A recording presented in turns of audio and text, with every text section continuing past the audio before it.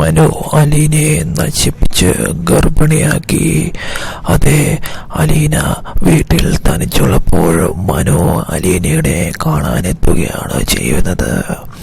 അതും അലീന ഒരു ദിവസം വയ്യാതെ ഇരിക്കുമ്പോൾ അലീന മനുവിനെ വിളിച്ചു പറയുന്നു, ഞാൻ വീട്ടിൽ തനിച്ചേ ഉള്ളൂ, മനുവേട്ടനൊന്ന് വരാൻ പറ്റുമോ, എനിക്ക് വയ്യ എന്ന്.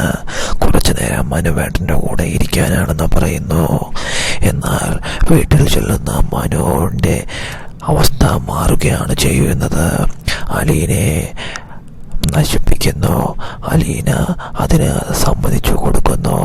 അങ്ങനെ അലീനയെ നശിപ്പിച്ച് അലീനയെ ഒരു അമ്മയാക്കുകയാണ് മനു.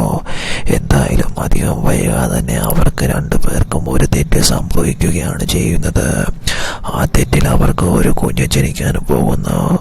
എന്തായാലും അധികം വൈകാതെ വീട്ടിൽ ബാലചന്ദ്രനോ മറ്റുള്ളവരോ ഒന്നുമില്ലാത്തപ്പോൾ മനുവിനെ കാണാനുള്ള ആഗ്രഹത്തിൽ മനുവിനെ വീട്ടിൽ വിളിച്ചു വരുത്തുകയും മനു അവിടെ വരുമ്പോൾ കാര്യങ്ങൾ മാറി മറിയുകയും കൂടെയാണ് അങ്ങനെ സംഭവിക്കുന്നത്.